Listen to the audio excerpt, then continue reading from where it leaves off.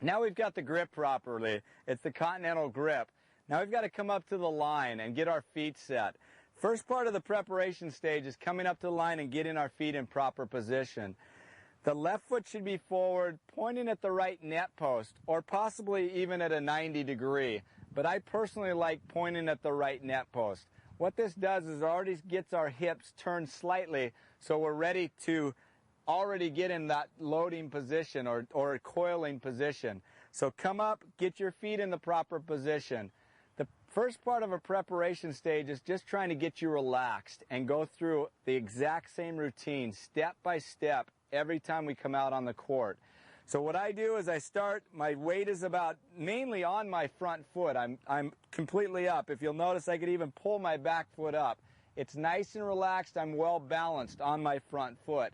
I like to do what's called a rocking motion. Some people do it a little differently, but this is what I prefer, is the rocking motion, because then I'm able to rock back and rock forward and generate the power.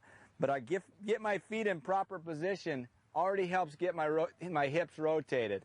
Then I come up, I bounce the ball a couple times. Again, find your routine and do that routine the same, whether it's the first point of the match or last point of the match. Come up, get yourself set. Get that racket and the ball out in front so you're in a good position to get your swing started. Once you're in this position, we can move on to what's called the loading stage or the coiling stage. At this point, we're here. We start with rotating our shoulders, dropping the weight to the back foot. So it's a rocking position. We rock back, the shoulders rotate, we let the arms go down, our hips are starting to rotate, and it goes down together and up together, okay? Rock here, rock back, arms up, down together, and up together. What this does is it gets our shoulders rotating, our hips rotating, so that we're in a position that we can get up to that power position and then explode on the ball or explode on the serve. One of the hardest parts of the serve is actually the toss. If you can get a toss in the same place each time, you're going to be so far ahead of most people. Too often I find people holding the ball down in the palm of their hands and they're trying to toss the ball with a bent elbow. So sometimes it's here, sometimes it's over here, sometimes it's here. If we get our toss into the fingertips with the palm up, keep our arm extended, that's the distance out into the court that we want it to be. We want to be a good 2-3 feet inside the court if we're hitting the ball very hard. It can go a little further back if we're spinning or hitting some of the slice serves. But if we're hitting that flat serve, it has to be a good 2-3 feet inside the line so that we can go and explode on it. So we go from that preparation stage. We go down, rotate our shoulders, rotate the weight back, down together and up together. That toss goes up in a consistent place every time. Notice as that toss goes up, I'm up into that same power position as our overheads or the trophies that you see in tennis. It's the serve or the overhead motion, the power position. That's what we're trying to get into, is the power position. Some of the greatest servers in the world get to that position a little bit differently.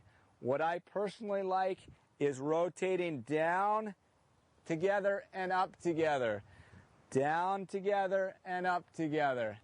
If we can get that motion together, it'll make the serve so much easier. So here, preparation stage, down together, rotate the hips, rotate the shoulders, and get that toss up. As that toss is in the air and you're into this power position with the racket, this is when we do one of two things with our feet. We either want to do what's called a step up motion or a step back motion. That's completely up to you, what you feel most comfortable with.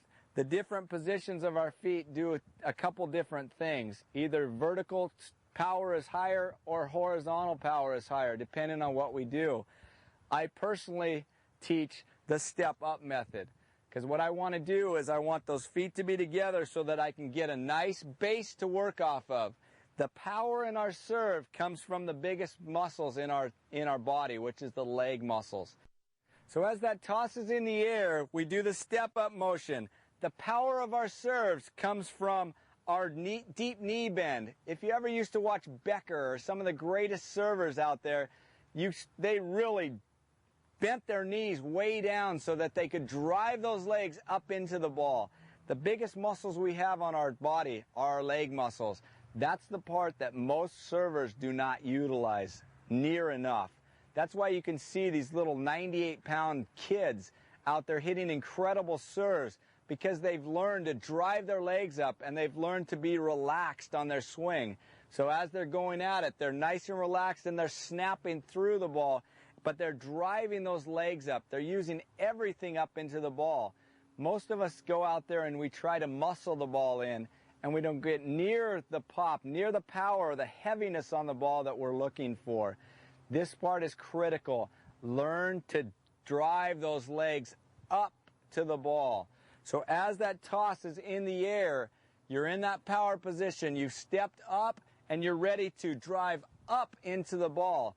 So we move from what's called that loading stage or coiling stage into the unloading, or I like to use the term exploding, because we want to learn to explode into the ball.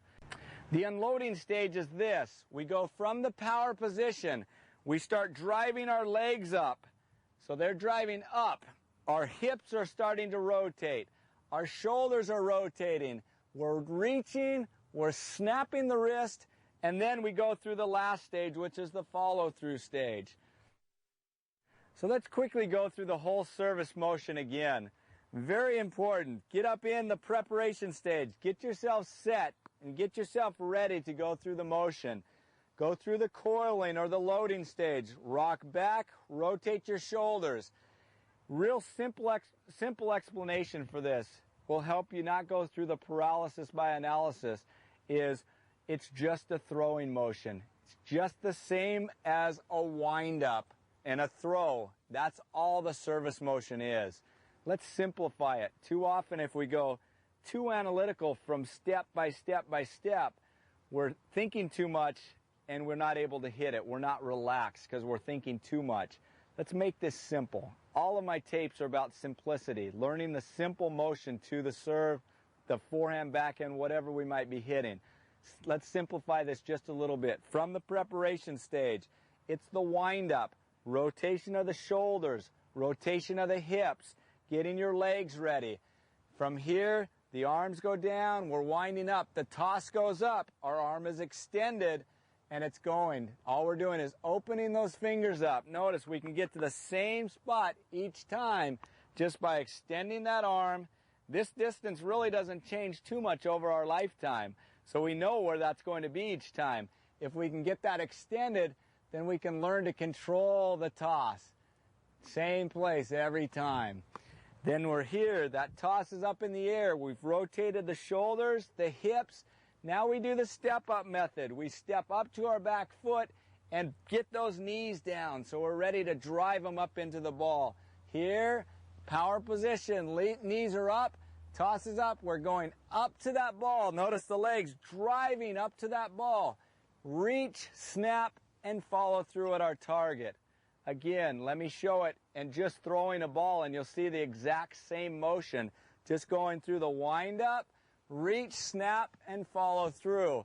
It's a very simple motion. It's just a throwing motion.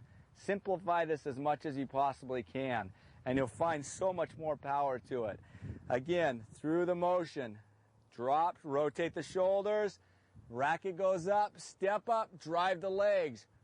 Legs drive, hips rotate, shoulders rotate, arm extends, snap the wrist, and follow through across the body. That's called the kinetic chain. As long as we keep that chain working together, the power of the legs goes up into the power of the hip rotation, to the power of the rotation of the shoulders, to the full extension so we give ourselves the best angle down into the court, to the snap of the wrist, to the follow through across. Everything works together to generate the heaviness on our serve. That ball that when it hits our opponent's racket, it actually knocks their racket back. they're not able to just control the ball and do what they want with it. We want to generate a heavy serve.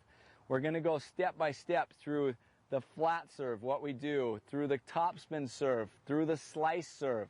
But the stages are all the same.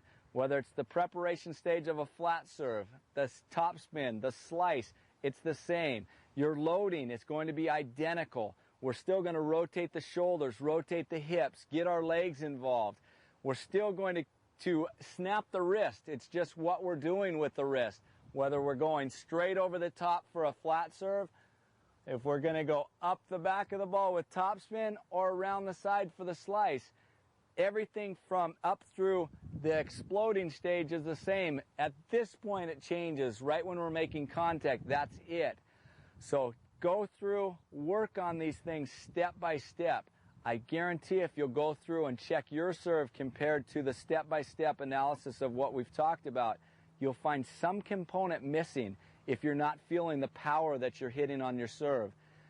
A good gauge when you're out serving, a flat serve especially, it should be able to hit the box and hit the back fence on one bounce. It should not hit the ground until it's already hit the back fence. That will be a gauge on whether you're hitting a serve properly or not. As soon as you hit it properly, it'll be very easy. You won't even have to hit the ball hard. You can hit that ball in the box and it hits the back fence, even going 3/4 pace. You go full speed, it should be going 4, 5, 6 feet up the back fence. One of the largest problems that people have on their serve is the toss. The tosses are all over the place. They're back to the side, they're back behind their heads, they're short, they're way all over the place.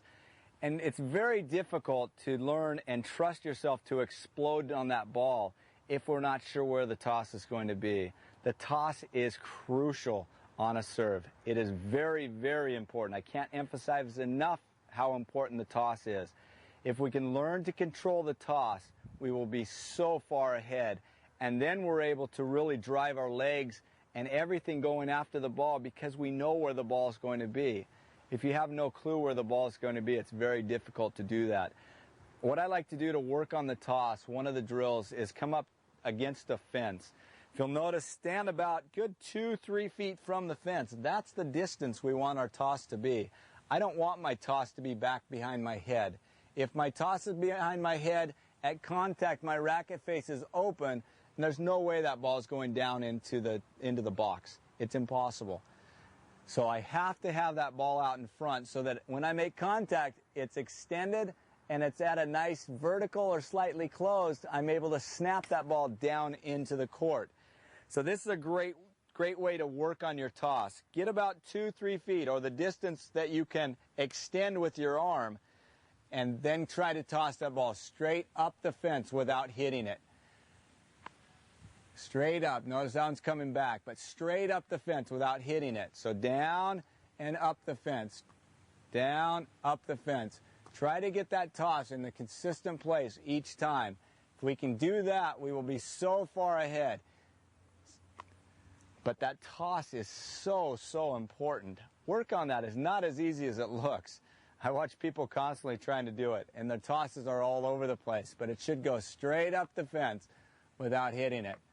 Straight up without hitting it. I've played this game a little bit, so it's a little easier for me just because I've done it so many times. Get out and practice your toss. If you can get that toss where you want, you will be, like I said, so far ahead of everyone else. So after we're exploding on that ball, that toss has gone out in front, we're driving, we're extending, we're reaching, snapping, and following through. What do? Do we try to keep our weight back, or do we continue on? The follow-through is critical. Catch it out in front. Our weight is all driving forward at our target. If we're leaning back, number one, we're probably not getting it in the box. Number two, we're losing all the power that we've tried to generate by going through the rocking, the rotation of the hips, shoulders, the driving of the legs. If we're holding back, we've lost all that momentum. We want to keep all of that momentum going into the ball, driving forward. So as we're here, we're going power position, rackets about back in this position, nice distance from our shoulder, so that drives down, comes all the way around, snap, and then we go forward. We should be landing forward on our front